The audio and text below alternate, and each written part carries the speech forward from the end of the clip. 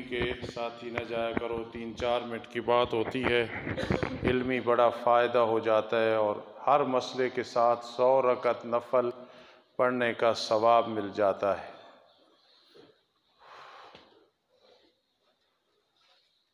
بسم اللہ الرحمن الرحیم۔ ایک مرد کی بیوی نے بغیر اس کی اجازت کے کسی کو چیزیں گفٹ کر دیں۔ اب اس کا خاوند اس سے مانگتا ہے اور وہ شخص کہتا ہے کہ تیری بیوی نے مجھے یہ چیزیں دی ہیں۔ بھائی تفصیل کا پتہ نہیں، جس نے بھی یہ مسئلہ پوچھا ہے بیوی نے بہت غلط کام کیا ہے، اور وہ آدمی جو مطالبہ کر رہا ہے اس شخص سے تو اسے واپس کر دینی چاہیے۔ یہ کہنا کہ بیوی نے دی ہے، تو کوئی چور کسی کو کوئی چیز دے دے تو اگلا کہے کہ میں نے تو چور سے لی ہے، نہیں۔ اس لیے بات یہ ہے کہ وہ چیزیں واپس کرنی چاہیے جو بیوی نے خیانت کر کے بغیر اجازت کے گفٹ دیے ہیں، تحفے دیے ہیں، آگے تفصیل وہ جانتے ہیں پوچھنے والے، وہ واپس کرنی چاہیے۔ یہ حرام ہے جس نے اس عورت سے گفٹ لیے ہیں اور اگلا مطالبہ کر رہا ہے، اور خاوند کی بغیر اجازت کے جس نے یہ کیا بالکل غلط کیا ہے۔ میرے ایک دوست کے پاس سود کا پیسہ ہے، ایک کالے یرکان کی مریض ہے، اس کے پاس کچھ بھی نہیں ہے، اس پہ یہ پیسہ لگا سکتے ہیں، بالکل لگائیں، لیکن ثواب کی نیت سے نہیں کہ ثواب ملے گا، بس بجائے جلانے کے بہانے کے۔ ایسا شخص جس کے پاس کچھ بھی نہیں ہے، مضطر ہے، اضطراری مجبور ہے، اس پہ بغیر ثواب کی نیت کے خرچ کر دینا یہ صحیح رہے گا۔ استاد جی ہماری مسجد میں قرآن مجید زید موجود ہیں، رمضان میں بھی پڑھنے کی باری نہیں آتی، وہ پڑھے رہتے ہیں، تو آیا یہ قرآن مجید دوسری مسجدوں میں دے سکتے ہیں؟ بالکل دے سکتے ہیں، یہ مفتیان نے لکھا ہے، وہ پڑھے ہیں، کوئی پڑھ نہیں رہا اور مسجد میں دے دیں، طالب علموں کو دے دیں، یہ اجازت ہے۔ اگر کسی مسجد میں اتنا فنڈ ہو کہ بالکل ضرورت نہیں، کسی دوسری مسجد میں لگا سکتے ہیں یا کہ نہیں؟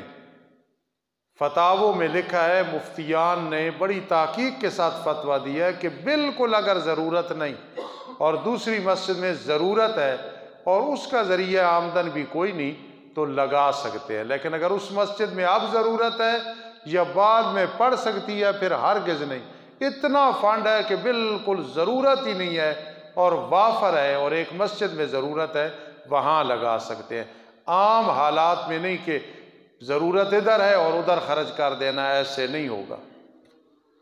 السلام علیکم استاد جی، جتنے عاملین ہیں یہ عملیات کے پیسے لیتے ہیں، جائز ہے یا نہیں؟ آسان سی بات سمجھاؤں، یہ کہنا کہ اتنے پیسے دو میں دم کروں گا، تعویذ دوں گا، بالکل غلط ہے۔ اگر کوئی اپنی مرضی سے خدمت کر جائے کسی عامل کی تو وہ بالکل حلال ہے، طیب ہے۔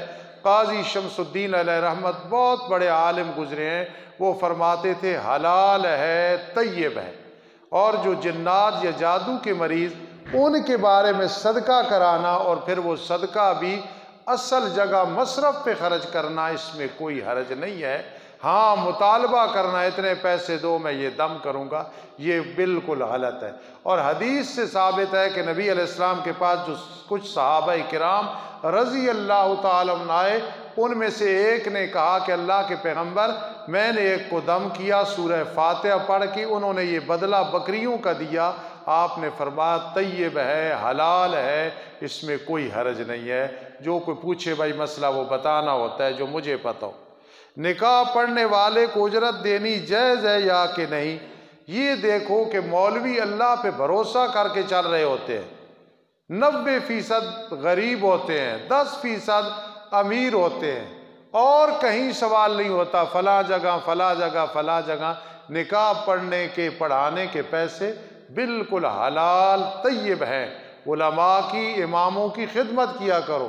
یہ متوکل ضرور ہوتے ہیں اور یہ نہیں کہ یہ سارے چودھری ہوتے ہیں یا انہیں ضرورت نہیں ہوتی۔ بالکل جو نکاح، ہاں وہ یہ نہ کہے میں نکاح پڑھاؤں گا اتنے پیسے، یہ نہیں، خوشی سے کوئی خدمت کر دے تو یہ حلال اور طیب ہے اور کرنی بھی چاہیے۔ رضائی بہن بھائی کا نکاح ہو سکتا ہے یا کہ نہیں؟ اگرچہ ایک مرتبہ تھوڑا سا دودھ پیا ہو، بالکل ایک چسکی 2 چسکیاں لگائی ہوں اور اکٹھا دودھ پیا ہو تو یاد رکھنا یہ بہن بھائی رضائی بن جاتے ہیں، نکاح نہیں۔ اگر نکاح ہوگا وہ نکاح باطل ہوگا اور یہ حرام ہوگا جو کچھ ہوگا۔ اللہ پاک عمل کی توفیق نصیب فرمائے۔ اللہ کا قرآن توجہ سے سنتے ہو، سنا کرو، درس سنا کرو، کوئی پتہ نہیں کس وقت قبر میں چلے جانا ہے، آخرت کی فکر کرو۔ بہت سارے لوگ بیمار ہیں، میرے بھائی حاجی بشیر صاحب بیمار ہیں، خصوصی دعا کرو، آپ کے دعا کے اثرات ہوتے ہیں، اور کئی مائیں بہنیں بیمار ہیں، اللہ سب کو صحت عطا فرمائے۔ ناراض نہ ہونا، آخر میں گزارش کروں گا، بہت تھوڑا ہم سب کا ٹائم ہے، 10 سال 20 سال 40 100 سال بھی ہوں، بہت تھوڑا ٹائم ہے۔ خدا را اللہ کے ساتھ اپنا رابطہ صحیح کر لو۔ یہ مبارک راتیں ہیں تہجد کی، تہجد شروع کر دو اور اللہ کے ساتھ اپنی گڑ گڑا کی دعائیں اور اللہ سے مانگو، انشاءاللہ آخرت بن جائے گی۔ آخرت کی فکر کرو، روٹیاں 2 کھانی ہیں، سونے اور چاندی کی نہیں کھانی ہے، رزق حلال رکھو۔ حقوق العباد میں جنہوں نے فرق لگایا معافی مانگو، ادا کرو۔ قبر میں کوئی اور ذریعہ نہیں ہوگا، قیامت کے دن نہیں ہوگا۔ میری طرف سے مبارک ہے جو یہاں بیٹھا ہے اور اس کے ذمے حقوق العباد نہیں ہے، یا ہیں اور اس نے انتظام کیا ہوا ہے، وصیت کی ہوئی ہے۔ اللہ ہمیں دنیا سے جب اٹھائے، مجھے آپ کو پوری امت کو ہمارے ورثاء کہہ سکیں کہ کوئی بھی اس کے ذمے حق نہیں، اگر ہے ہم دینے کے لیے تیار ہیں۔ یہ چودھری ملک اور پوری دنیا کا بادشاہ ہے کہ اس کا جنازہ اٹھے، قبر میں اسے رکھا جائے، حقوق العباد سے فارغ ہو۔ رب کائنات ہمیں یہ سعادت نصیب فرمائے۔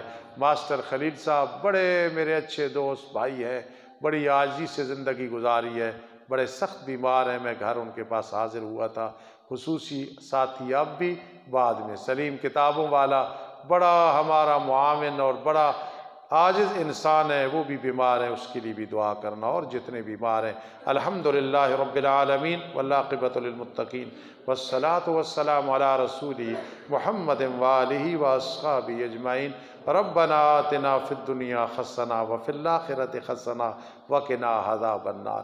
اللہ ہمیں اپنے قریب فرما لے، نبی علیہ السلام کا سچا غلام بنا دے، صحابہ کرام کے نقش قدم پہ چلانے والا بنا دے، اولیاء اللہ کی مجلس اور ان کی جوتیاں سیدھی کرنے والا بنا دے، طلباء علماء کا خادم بنا دے، ہمیں رزق حلال کثیر عطا فرما دے، علم نافع عطا فرما دے، جتنے لوگ بیمار ہیں سب کو شفا دے دے، مقروض ہیں قرضے سے فارغ فرما دے، جتنے گناہگار ہیں اللہ گناہ والی زندگی نہیں ہوتی، شرمندگی اور ذلت ہوتی ہے، سب گناہگاروں کو ہمارے سمیت ہدایت نصیب فرما دے۔